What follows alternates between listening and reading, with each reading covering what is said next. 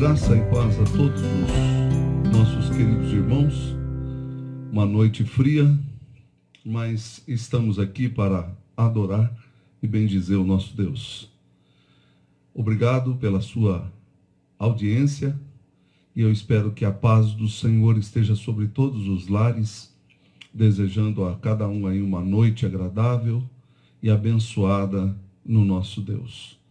Nós vamos orar e começar o nosso culto online, agradecendo a Deus este dia e orando e intercedendo pelas vidas que precisam tanto da ajuda do Senhor. Vamos orar nesse instante e buscar a presença de Deus. Senhor, nós reconhecemos a nossa insuficiência, somos tão limitados e pequenos e necessitamos tanto de Tua graça. Pedimos nessa hora que o Senhor venha atender, ó Deus, clamores que são feitos no mundo inteiro, não somente nesta hora, mas todo este dia, pessoas que têm recorrido a Ti. Obrigado porque o Senhor é um Pai que ama e que protege e que ajuda também. Mas é um Pai soberano que faz sempre o que lhe agrada, Senhor. Por isso, nessa noite, nós queremos estudar a Tua palavra e buscar-Te de todo o nosso coração. Abençoa a nossa vida espiritual, é a nossa oração, em nome de Jesus. Amém. Meus irmãos, eu quero cantar com os irmãos esse hino, Tu és fiel, Senhor.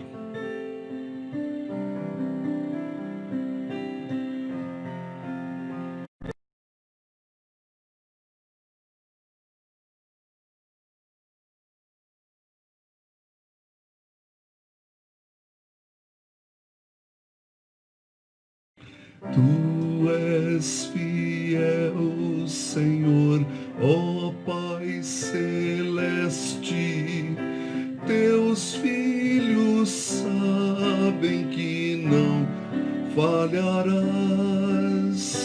nunca mudaste, tu nunca faltaste, tal como eras tu, sempre serás. Tu és fiel, Senhor, Tu és fiel, Senhor, dia após dia, com bênção sem fim. Tua mercê nos sustenta e nos guarda. Tu és fiel, Senhor, fiel assim. Flores e frutos, montanhas e mares, sol, lua, estrelas brilhando no céu. Tu criaste na terra e nos ares para louvar-te, Senhor, que és fiel. Tu fiel, Senhor, Tu és fiel, Senhor, dia após dia, com bênçãos sem fim. Tua mercê nos sustenta e nos guarda. Tu és fiel, Senhor, fiel assim.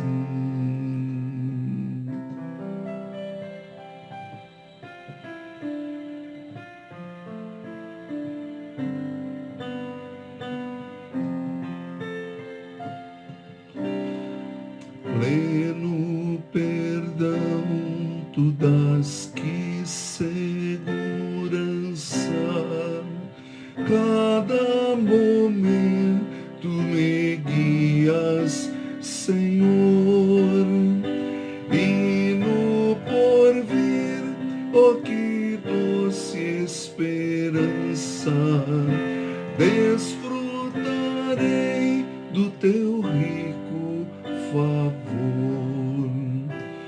Tu és fiel, Senhor, tu és fiel, Senhor, dia após dia, com bênção sem fim.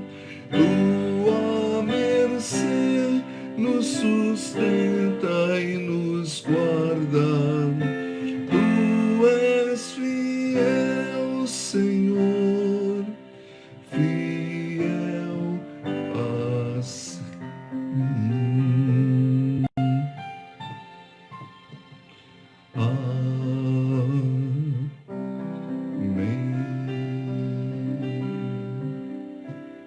Amém.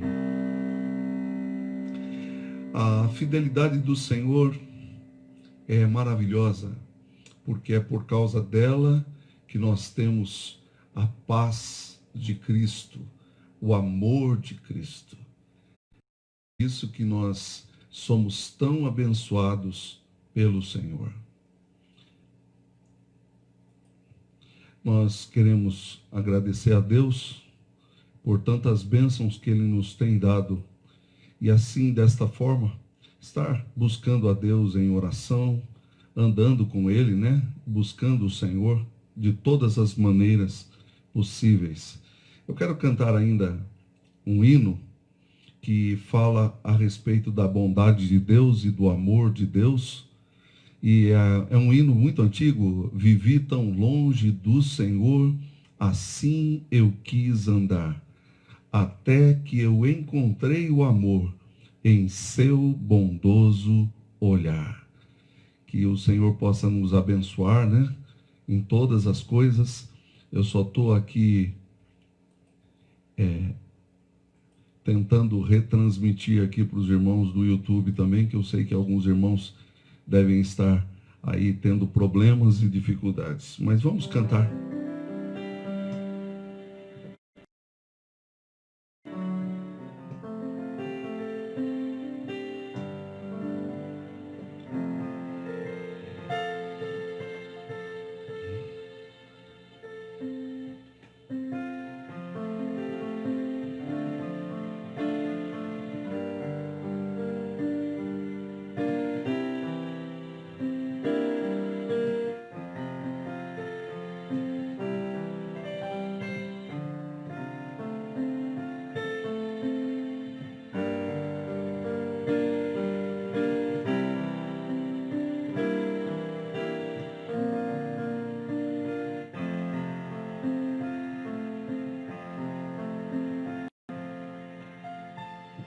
Vivi tão longe do Senhor, assim eu quis andar,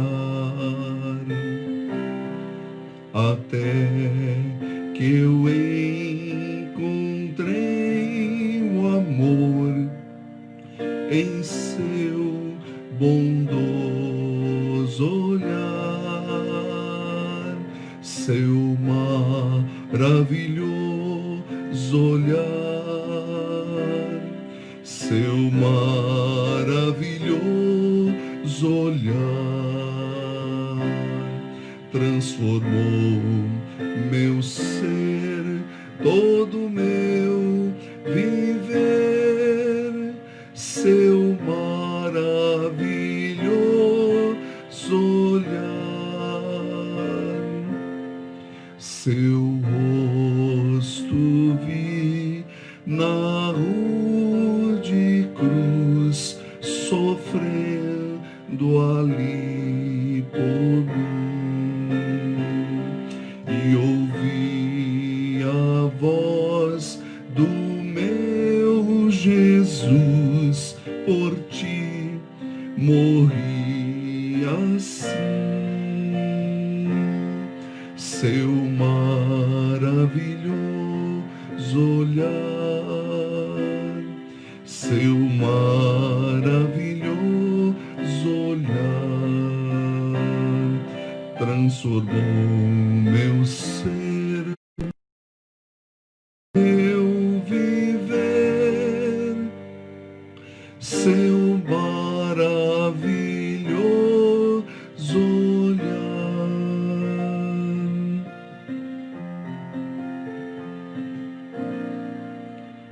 Que Deus nos abençoe e nos ajude a compreender esse tão maravilhoso olhar. Vamos orar nesse instante e pedir ao Senhor que nos abençoe mais uma vez e que Ele abra a nossa mente para a palavra dEle e nós possamos entendê-la e ser transformados por ela. Vamos orar mais uma vez, meus irmãos. Pai, nós queremos colocar nossa vida nessa noite diante da missão que temos em pregar o Evangelho.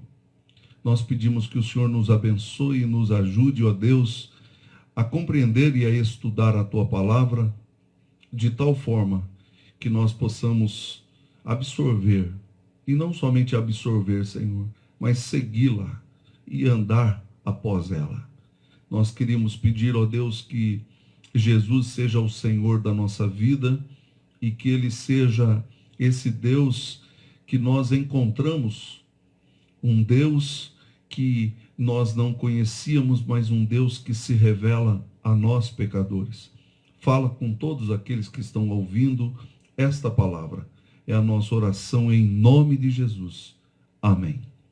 Quero convidar você a abrir a sua Bíblia, por favor, em Atos dos Apóstolos. Só vou me ajeitar aqui, né? Atos dos Apóstolos, capítulo 18. Atos dos Apóstolos, capítulo 18. Vou arrumar minha câmera aqui.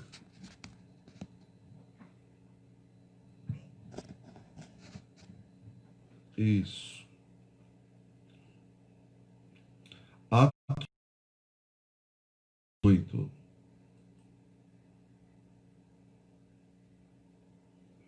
Eu vou ler o texto para os irmãos, para que você possa acompanhar a leitura da palavra de Deus. Depois disto, deixando Paulo Atenas, partiu para Corinto. Lá encontrou certo natural do Ponto, recentemente chegado da Itália, com Priscila, sua mulher, em vista de ter Cláudio decretado que todos os judeus se retirassem de Roma. Desculpem. Paulo aproximou-se deles e, posto que era do mesmo ofício, passou a morar com eles e ali trabalhava.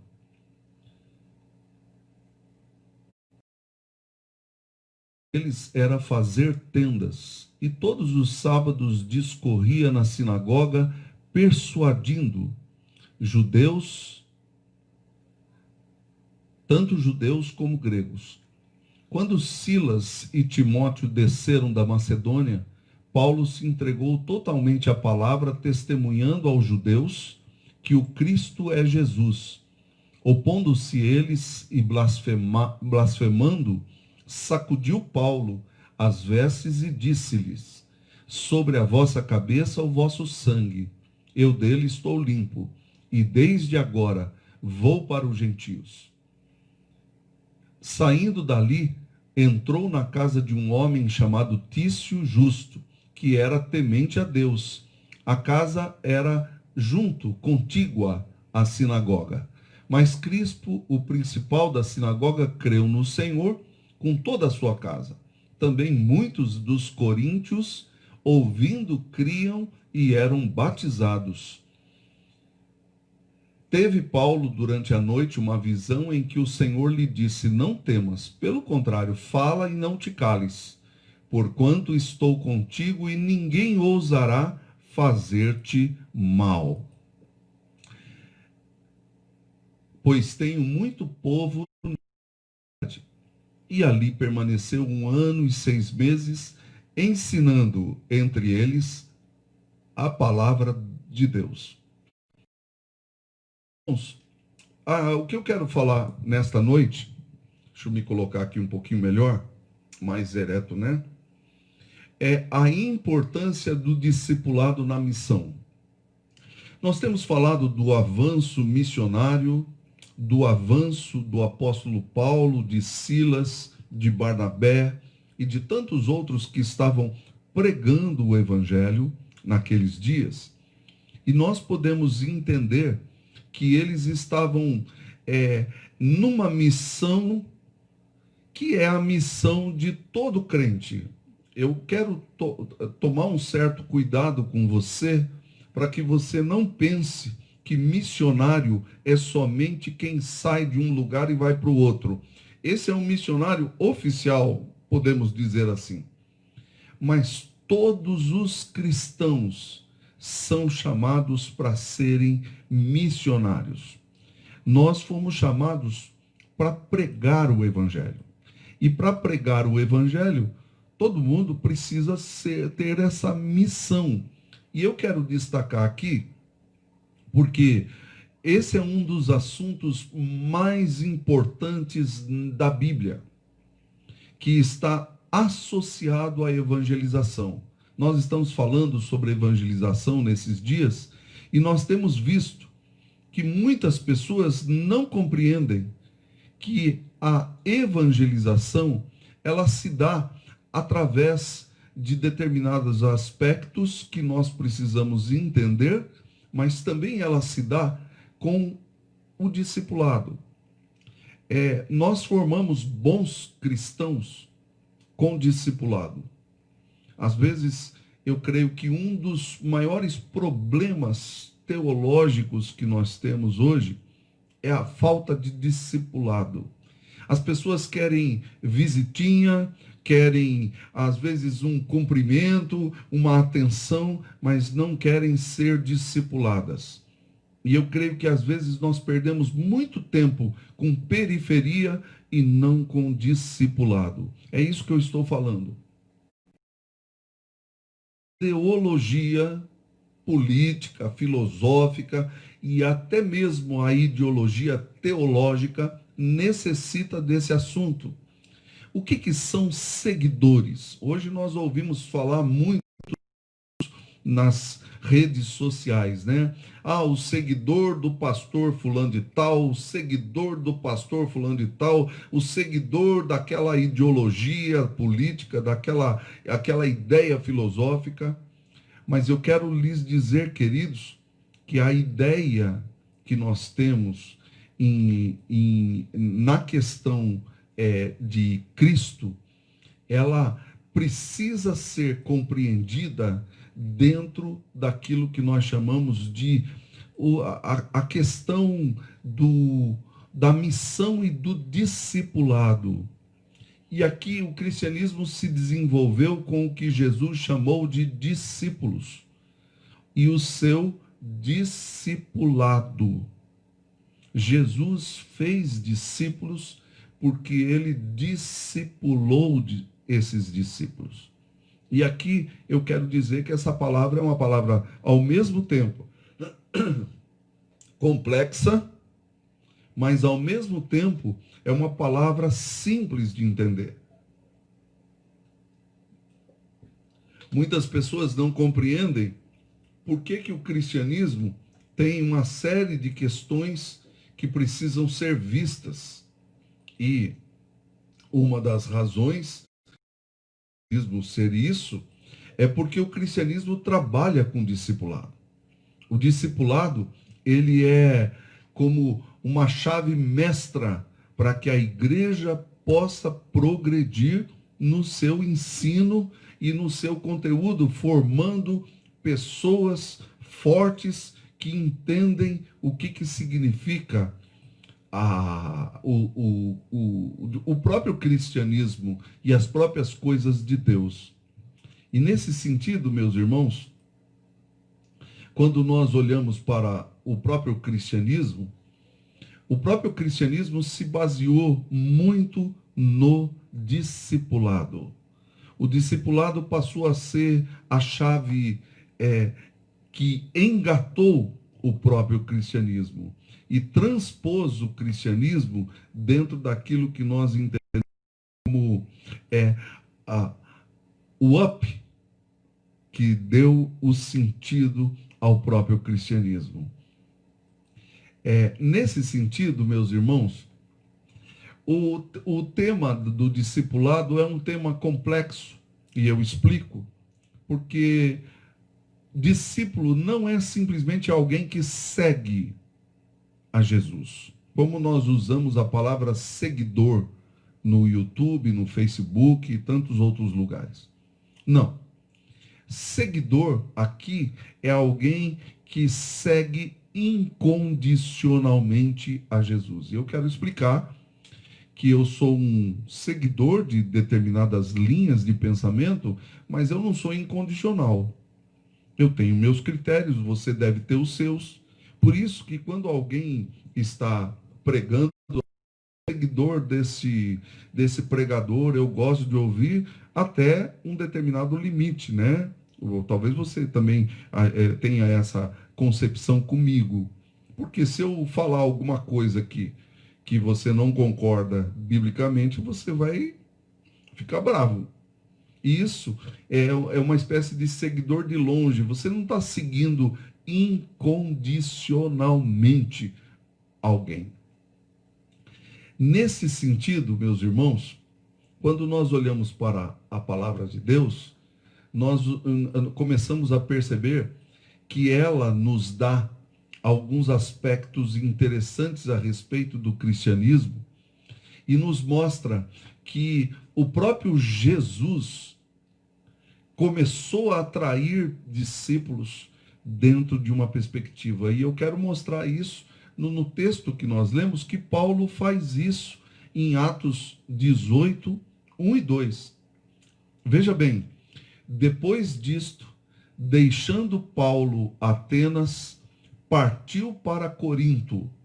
Lá encontrou certo judeu chamado Áquila, natural do Ponto, recentemente chegado da Itália, com Priscila, sua mulher, em vista de ter Cláudio decretado que todos os judeus se retirassem de Roma.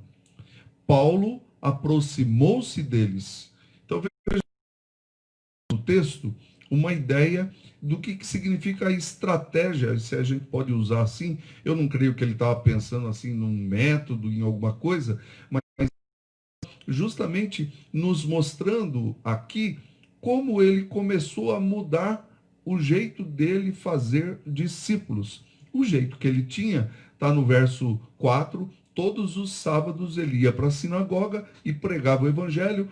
Algumas pessoas gostavam, ele começava a se reunir com eles, mas aqui parece que há uma mudança de paradigma do apóstolo Paulo. E essa mudança de paradigma, nós podemos entender que o apóstolo Paulo estava, agora, ele não entrou numa sinagoga, ele encontrou um homem chamado Áquila e a sua esposa. Ele era chegado da Itália, então provavelmente era alguém que veio lá de Roma, com Priscila, sua mulher, em vista de ter Cláudio decretado que todos os judeus se retirassem de Roma.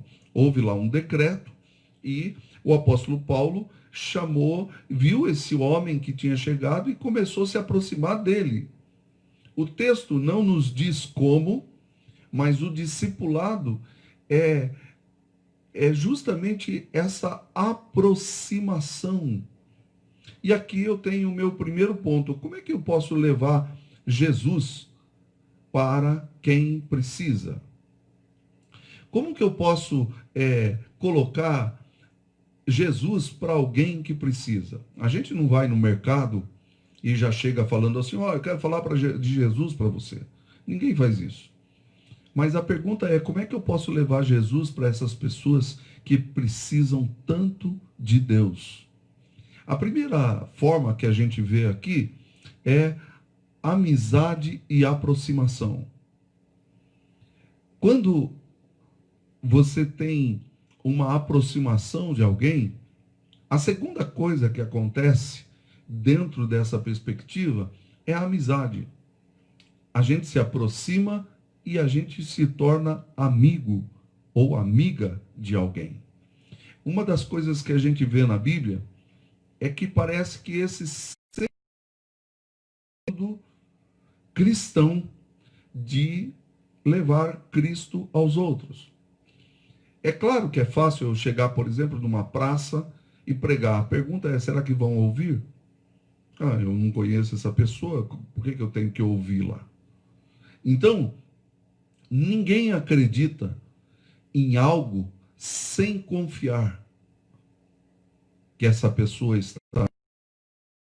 E nesse sentido, Jesus usou esse tipo de estratégia para chamar alguns discípulos que ele foi ao mar com eles. Então eu quero ler aqui para vocês Marcos 1, 16 ao 20, porque olha que interessante. Caminhando junto ao mar da Galileia, viu os irmãos Simão e André que lançavam a rede ao mar, porque eram pescadores. Então, veja bem, Jesus vai no lugar de trabalho deles e disse-lhe Jesus, vinde após mim e eu vou fazer de vocês pescadores de pessoas. Vocês pescam peixe, agora eu vou fazer de vocês pescadores de homens. Então eles deixaram imediatamente as redes e o seguiram. Pouco mais adiante, viu Tiago, filho de Zebedeu, e João, seu irmão, que estavam também no barco, consertando as redes. E logo os chamou, deixando eles no barco, seu pai Zebedeu, com os empregados, seguiram após Jesus. É interessante nós notarmos a aproximação de Jesus. Mas Jesus começou a criar laços de amizade. Meus irmãos, eu creio que um dos os maiores problemas que a igreja tem hoje é que ela está criando mais inimigos do que amigos. E isso vai contar caro para a gente. Independente do que você pensa, o cristão é aquele que está do lado dos mais fracos, dos mais pobres e daqueles que precisam mais. É claro que eu também preciso ser amigo dos ricos e das pessoas que têm bastante abundância. Mas isso não significa que nós não tenhamos uma amizade e até um respeito para com aqueles que pensam sobre nós. Eu queria destacar aqui para vocês, eu estava vendo ontem um jornal em que a ênfase se tornou tão forte sobre a menina que foi estuprada. Até isso deu muita polêmica. Eu não sou a favor do aborto, mas por ordem judicial, ali no caso era uma criança e o juiz determinou que deveria de ser retirado. Eu creio que não é hora, você quer lutar contra alguma coisa, você tem que entrar no tribunal. Não fazer piquete na frente de um hospital, como muita gente está fazendo. Isso não é bom para o cristianismo. Isso cria mais ódio e raiva do que qualquer outra coisa. Todas as pessoas vão sofrer as circunstâncias da ira de Deus e do pecado. Mas eu creio que o cristianismo está perdendo a oportunidade de se tornar aquele que defende os mais fracos. Por quê? Por causa de ideologias das mais variadas. E quero dizer para vocês que o método de Jesus é se aproximar e ter amizade. O método de Paulo de pregar o evangelho é de se aproximar e ter amizade com pessoas, até mesmo pessoas que são todas erradas. Não é hora de ficar apontando o dedo para os outros e dizer, eu sou mais santo que você, eu sou menos pecador do que você. Esse tipo de atitude, meus irmãos, é o tipo de atitude que não ajuda em nada, não ajuda ninguém, não faz com que o cristianismo tenha uma progressão no discipulado que a gente precisa.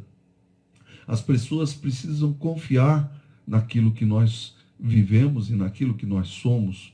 E quantas pessoas não estão vivendo uma espécie de cristianismo terrível, que não tem amizade com ninguém? Aliás, Uma das coisas que eu mais lamento é que cristãos que se tornaram cristãos, eles começaram a deixar os seus amigos. Por quê? Ah, porque o meu amigo não é cristão. E qual é o problema de não ser cristão? Eu preciso evangelizar. Eu preciso levar a Cristo para aquelas pessoas. Quem é que é o mais próximo deles? Eu. E me perdoem aqui a audácia, mas às vezes eu creio que a igreja depende muito só do pastor. A igreja precisa discipular. Às vezes, aquele que é o líder, e eu não estou falando só de mim, e talvez seja até estranho eu mesmo falar disso, mas é que muitos dos oficiais, dos irmãos da igreja, não fazem discipulado. Mas por quê? Porque também não fazem evangelização. Mas por quê? Porque provavelmente nós temos muitos cristãos imaturos, gente que ainda não entendeu o que está fazendo aqui, qual é a missão que Deus tem para nós. Por isso que eu disse que esse é um dos assuntos mais importantes de toda a evangelização na Bíblia, é levar Cristo aos outros. Pessoas estão morrendo aí fora, pessoas estão precisando de ajuda e de discipulado. É claro que no momento nós não podemos fazer visitas, porque isso está proibido. A gente tem que andar de máscara. Não sabemos se vamos abrir no próximo domingo, vamos ver isso ainda. Que algumas pessoas pensam que o vírus é apenas uma brincadeirinha, uma gripezinha. Não, não é. Pessoas estão morrendo e muitas pessoas estão morrendo. E nesse sentido, meus irmãos, nós precisamos evangelizar. E você pode fazer isso pelo telefone, ligar para um parente seu, dar uma palavra de Deus para ele, para ela, mandar um recado. Não é só de perto, de longe também é possível fazer isso. Segundo lugar, o apóstolo Paulo nos mostra que quando ele se aproximou de Áquila e Priscila, ele fez algumas coisas que eu quero destacar aqui no verso 3. Posto que eram do mesmo ofício, passou a morar com eles e ali trabalhava, pois a profissão deles era fazer tendas. Falar das coisas de Deus e despertá-las para pensar. Eu creio que aqui há uma entrelinha, algo que está subentendido no texto, porque Paulo era do mesmo ofício. Posto que eram do mesmo ofício, diz o texto bíblico. Amizade por fazer tendas. Quem quer pessoas deve aprender a se interessar por tarefas que outros gostam. Ah, mas eu não gosto, pastor. Eu sei. Mas como é que você vai evangelizar pessoas das mais variadas e você não tem o mínimo de interesse pelo que elas gostam? Isso me faz pensar que existem verdadeiros evangelistas que são dotados por Deus para pregar o evangelho. Um evangelista é alguém que tem o dom para evangelizar. E eu creio que a gente deve pedir a Deus essa capacidade, porque evangelizar não é algo fácil de fazer. Não é uma coisa que todo mundo acerta. Não. Evangelizar é algo difícil de fazer. E poucos acertam nisso. Mas eu creio que evangelizar e fazer discipulado não é para poucos, é para todos. Então a gente deve pedir a Deus isso. E aqui, Paulo, o que ele faz? Ele sabia fazer tendas, se reuniu com ser usado por Deus para fazer aquilo que Deus quer. E nesse sentido, aqui, eu quero destacar o Senhor Jesus, mais uma vez, em Lucas capítulo 5, versículos 4 ao 6, diz assim, que Jesus tinha acabado de pregar, quando acabou de falar, disse a Simão, faze-te ao largo, quer dizer, vamos sair daqui de perto, e lança do barco para que fossem ajudá-los. E foram e encheram ambos os barcos, a ponto de quase irem a pique. O que eu quero destacar aqui é que Jesus, mais uma vez, vai e para ele ganhar pessoas, ele vai no local de trabalho dessas pessoas. E é interessante isso, porque Jesus está tentando criar laços de amizade, laços de amor, laços de vida, laços de aproximação. E aqui ele vai no local de trabalho desses pescadores. Você quer conquistar alguém? A pessoa precisa confiar em você. E o texto nos diz aí que Jesus aprendeu a gostar de pescar para ganhar pescadores. E eu acredito que Jesus, a profissão dele não era essa. A profissão dele era fazer a carpintaria, mas ele estava ali, justamente trabalhando e movendo-se para conquistar aquelas pessoas. Prosseguindo, o texto nos diz assim que o apóstolo Paulo, ninguém sai pregando para discipulado, é preciso confiar. O que Paulo fez? Paulo entrou na casa de Áquila e Priscila. Posto que eram do mesmo ofício, passou a morar com eles e ali trabalhava, pois a profissão deles era fazer tendas. O que está acontecendo aqui? O que está acontecendo é que o apóstolo Paulo, depois de conquistar, depois de manter uma amizade sobre a profissão, vai morar na casa dessas pessoas. Ninguém sai pregando para fazer discipulado. É preciso confiar. Uma das coisas que na igreja se estabelece, pessoas querem estudar a Bíblia com o pastor depois de confiar no pastor. Quando você não confia, você não estuda a Bíblia com a pessoa. E aqui o apóstolo Paulo usa esse método. A pergunta que a gente deve fazer é como fazer discípulos. E aqui o verso 4 nos diz algumas coisas aqui. Eu quero levantar aqui para mim, né? Para ver o meu estudo e também ler para você. Todos os sábados discorria na sinagoga persuadindo tanto judeus como gregos. Paulo estava em Corinto e a maneira de fazer discípulos é ir pregando, ir ensinando a palavra de Deus. E aqui a gente deve lembrar que Paulo pregava na sinagoga, não tinha um Novo Testamento, era tudo no Velho Testamento. Nós não sabemos qual eram os textos que Paulo usava, mas ele usava o método da sinagoga. Pegava um texto, lia o texto, como nós estamos fazendo, e expunha o texto. Isso é uma maneira de fazer discípulos. Mas Paulo está nos dando aqui um outro exemplo. O texto nos diz também que todos os dias estava na sinagoga. Todos os sábados, todos os momentos que ele podia, ele estava ensinando a palavra. Eu creio que uma das coisas que tem acontecido conosco é que a gente não pode se tornar um crente chato que só fala da Bíblia. Mas quando surgir oportunidades, a gente deve falar para as pessoas sobre Deus, sobre Jesus, sobre o Espírito Santo. E uma das coisas mais importantes para Áquila e Priscila, creio aqui, é o exemplo de Paulo. Como fazer discípulos? O exemplo. Quando a gente coloca Deus em primeiro lugar, as pessoas ficam chocadas. Quando a gente aprende a agradecer a Deus, as pessoas ficam chocadas.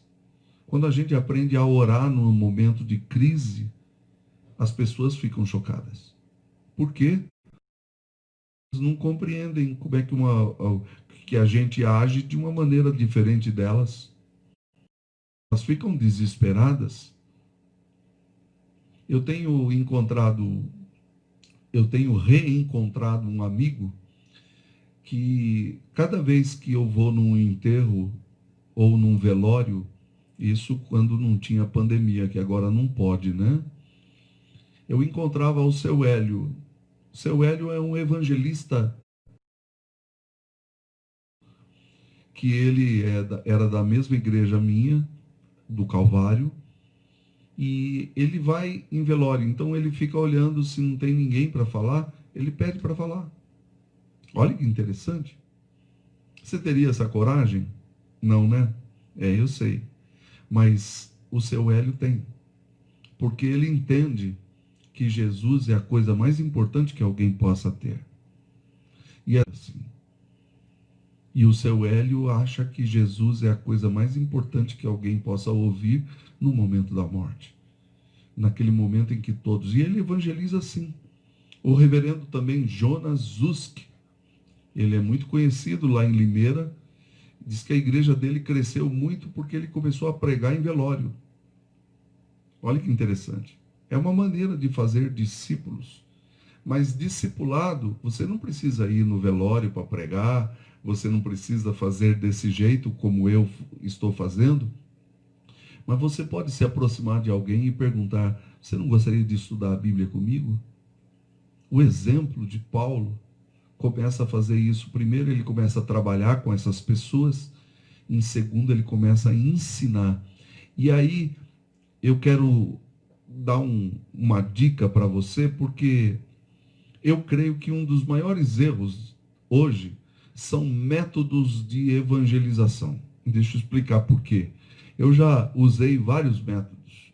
Eu usei o evangelismo explosivo, já usei várias tendências teológicas sobre isso. Mas chegou um dia que eu estava escutando um pastor, aliás, ele é um famoso pastor, Tim Keller, e ele estava dizendo que o grande problema da igreja não são métodos de evangelização. Métodos, eles têm o seu valor, mas não é isso que é importante. A igreja precisa ser cheia de Deus. Porque quando a gente é cheio, a gente exala aquilo que temos. E aqui eu quero mostrar Paulo. Quando Silas, o verso 5, quando Silas e Timóteo desceram da Macedônia, Paulo se entregou totalmente à palavra, testemunhando aos judeus que o Cristo é Jesus. Veja bem, o que Paulo está fazendo? Paulo estava cheio do Espírito de Deus e ele prega. Ah, mas qual é o método que ele usou? Isso não é importante. O método não é importante. O importante é estar cheio da palavra. E para estar cheio da palavra, a gente precisa estar cheio do Espírito de Deus.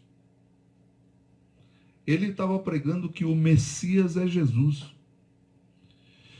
Deixa eu fazer uma pergunta a você que me ouve nesta hora. Eu estou gravando para o pessoal do YouTube, mas... E você que está no Facebook aí comigo, qual foi a última vez que você pregou o Evangelho para alguém?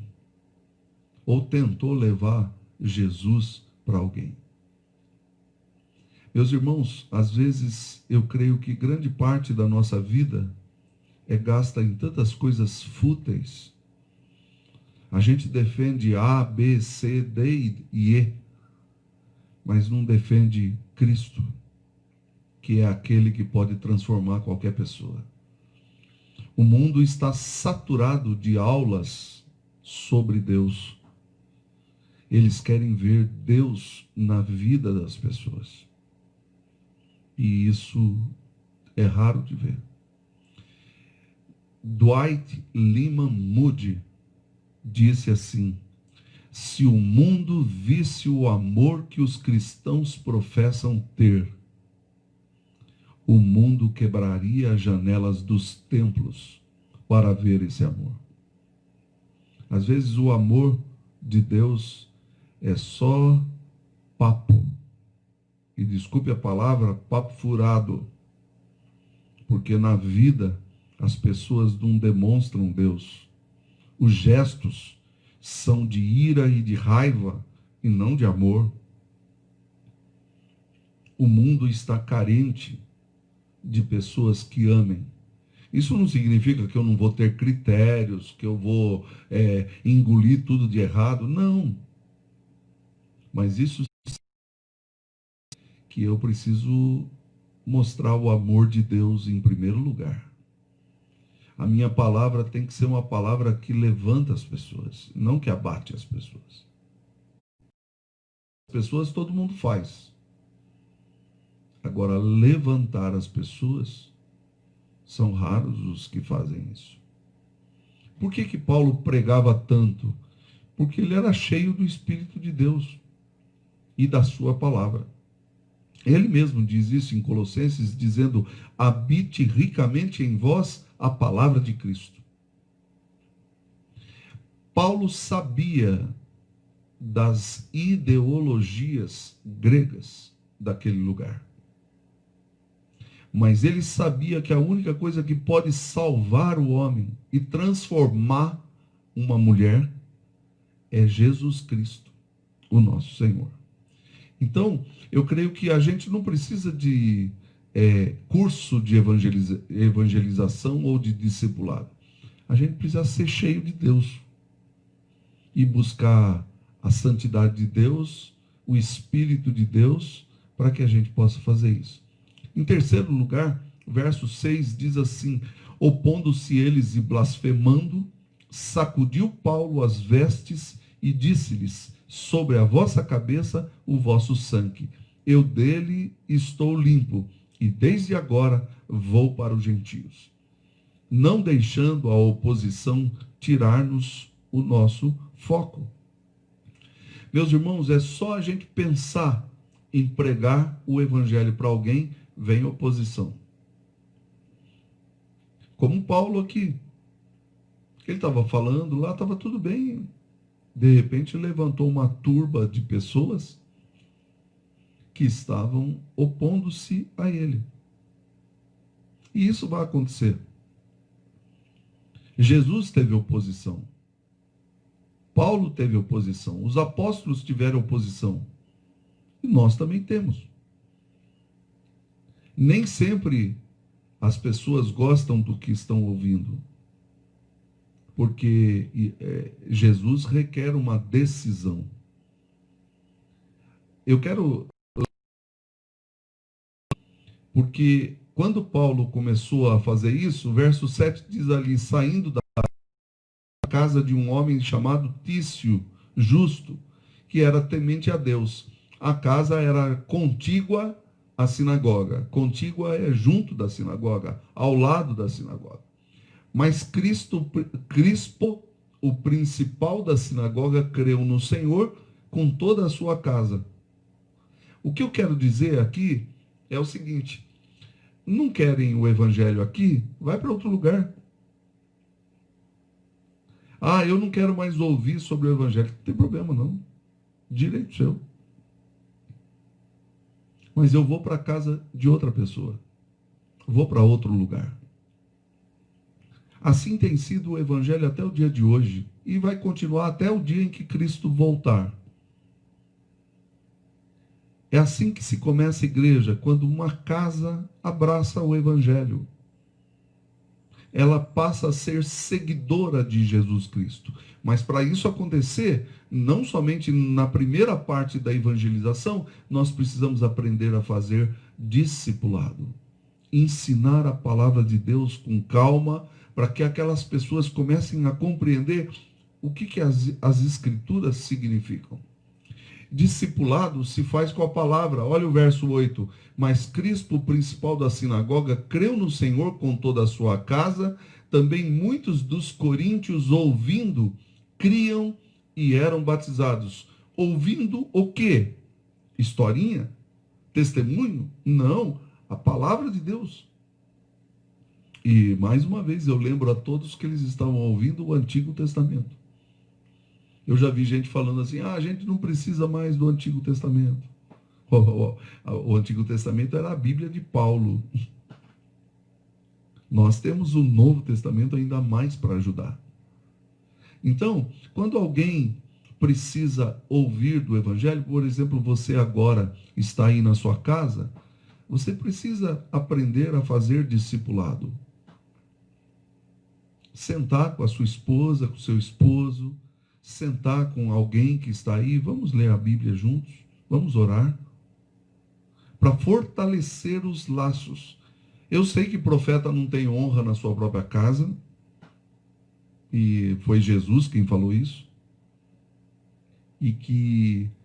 mas não é hora de ser profeta, é hora de discipular, com amor, dizendo, olha, nós estamos juntos, eu só quero ler a palavra de Deus para nós dois.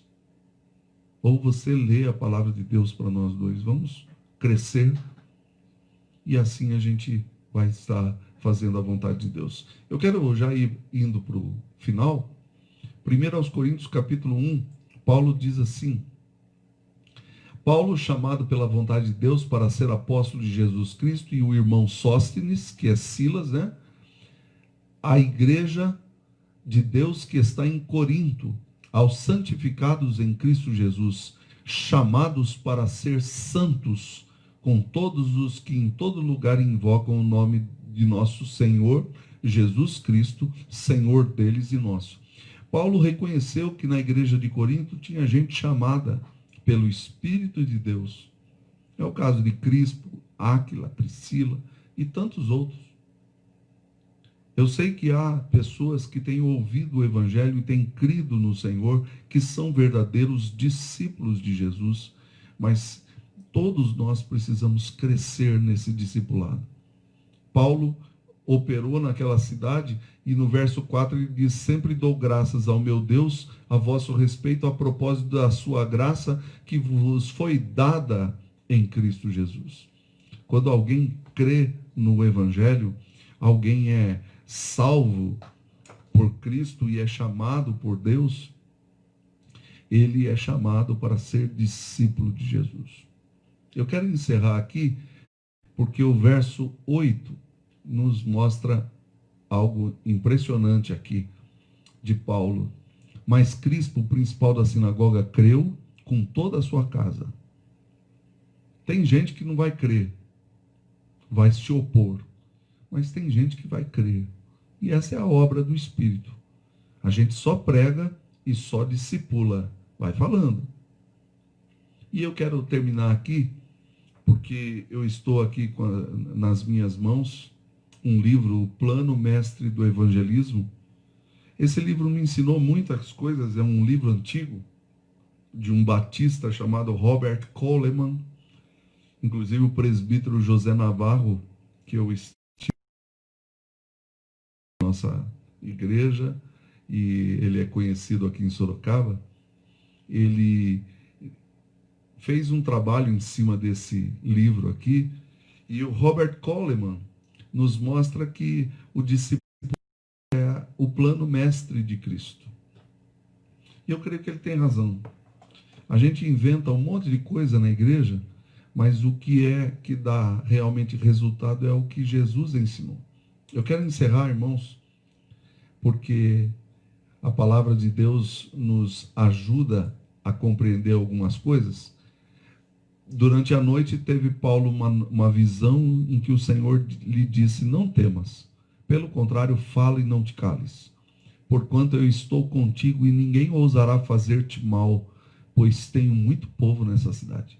Ali ele permaneceu 1 ano e 6 meses, ensinando entre eles a palavra de Deus. Isso é discipulado. Passou tempo ali. E eu quero lembrar a todos os nossos irmãos, porque Romanos 10, 9 a 15, eu quero ler para vocês, que qualquer pessoa, se com tua boca confessares a Jesus como Senhor, senhorio de Cristo, e no teu coração creres que Deus o ressuscitou dentre os mortos, você será salvo. No dia do juízo, o sangue de Jesus vai cobrir você e já começa a fazer isso agora. Para todo aquele que crê. porque com o coração se crê para a justiça e com a boca se confessa a respeito da salvação.